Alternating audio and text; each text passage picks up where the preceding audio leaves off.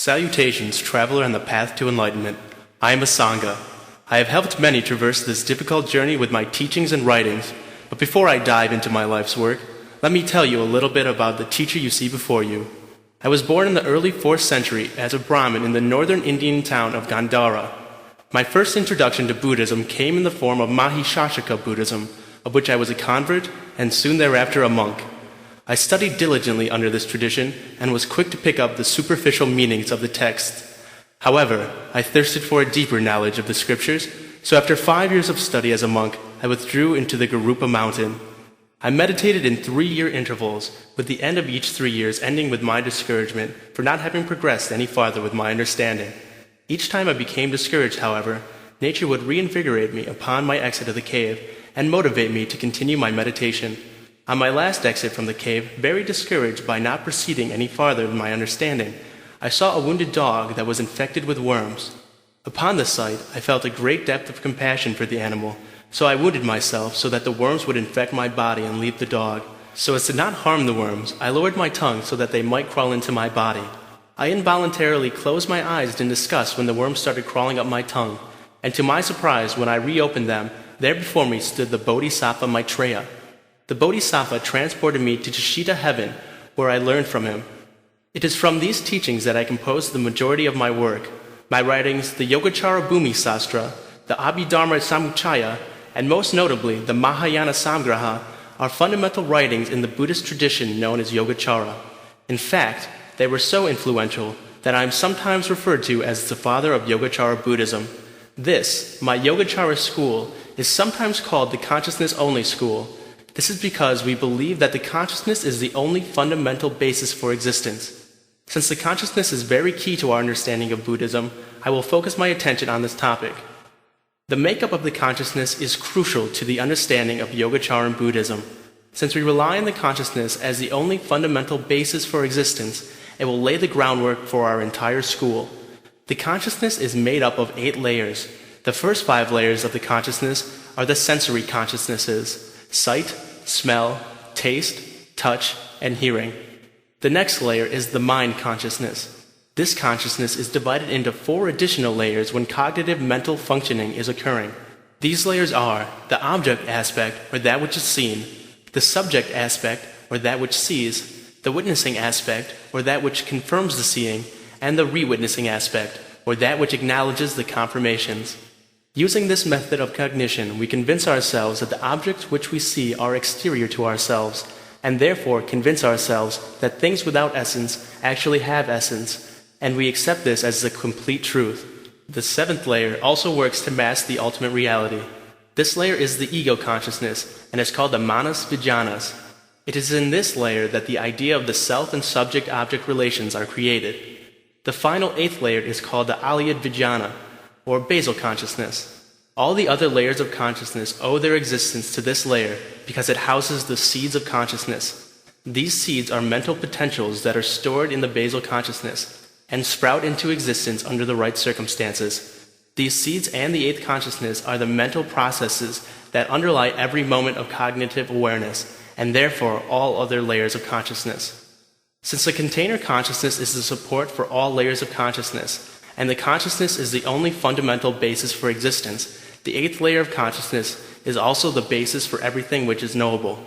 Due to this, the 3 natures of reality rely on the nature of the consciousness. The first nature is called parikalpitsvabhava. This is the conceptualized nature of reality. This is where the mind mistakenly gives real essence to those things which have none, such as the idea of a subject and an object. The second nature is called paritantrasvabhava. This is the nature of reality arising from constant causal conditions. All existence is produced due to cause. The final nature is parinispanasvabhava. This is the completed nature of reality, and is known only by the Buddha and the Bodhisattvas. It is important to remember that all of these natures owe their existence to one another, and are not merely arranged as a hierarchy. Much like the natures of reality, karma will also owe its existence to the basal consciousness.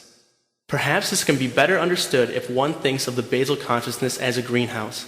Seeds that enter the basal consciousness are constantly being changed. They will grow until they reach a certain degree of fruition, at which time they will become actual manifestations. They are able to manifest themselves in a variety of ways. One such example is that they dictate how sentient beings will be reborn. Rebirth is affected by the type, quantity, and quality of karmic seeds. It will affect the defining characteristics of a being's reincarnation, including species, sex, social status, bodily appearance, and proclivities, just to name a few. These karmic seeds are produced due to repeated patterns of behavior in the current lifetime, and can also be called vasanas. Every activity that molds our minds for the better or worse, such as eating, drinking, talking, etc., can be understood through vasanas. These vasanas are constantly mingling with the vasanas of beings perceived to be external to us. When this happens, it is what we call influence. Through these constant influences, vasanas create new seeds, which can eventually become new vasanas. However, when one truly achieves nirvana, one will understand that the vasanas are not being influenced by exterior forces, because there is nothing that is exterior. Upon reaching enlightenment, one sees that there are no subject-object relationships. This is only possible when one is able to see the interrelationships of our consciousness as being without the objective qualification. Once the false concepts of I and object are removed, the result is things as they actually are, and this is nirvana. In order to achieve nirvana, one must continually sharpen one's mind through study and meditation. Through meditation, one must create the reversal of the activities of the consciousness. The sixth sense consciousness must cease presenting information. The seventh consciousness, manas vijanas, must cease creating object relations. Finally, the eighth consciousness, the alaya vijana, must be emptied of all seeds and withered away. Once achieving nirvana, a Buddha is said to have three bodies: the essence body, or Dharma body, the enjoyment body, and the transformation body. The Dharma body is the unchangeable support for mastering all things.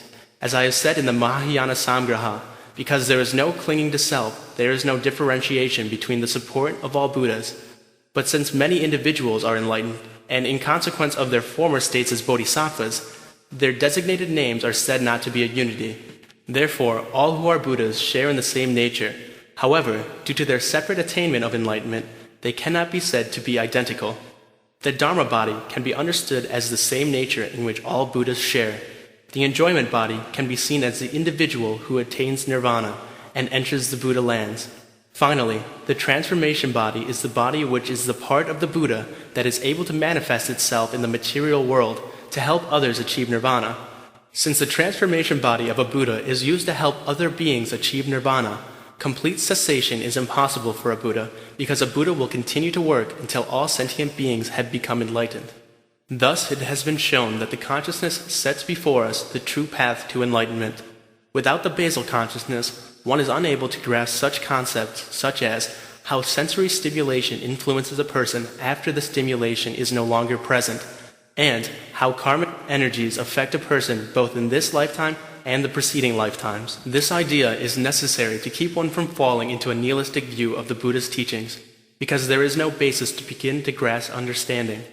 Many opponents have argued that us Yogacarans make consciousness, especially the alaya consciousness, out to be a self. However, when one truly reaches enlightenment, even the alaya consciousness withers away. This argument can even be redirected towards our opponents. We are quick to point out that by saying that everything is empty and without essence, one clings to the notion of emptiness, which itself is without essence. One cannot start an investigation into the true nature of things without evaluating how we conceive things.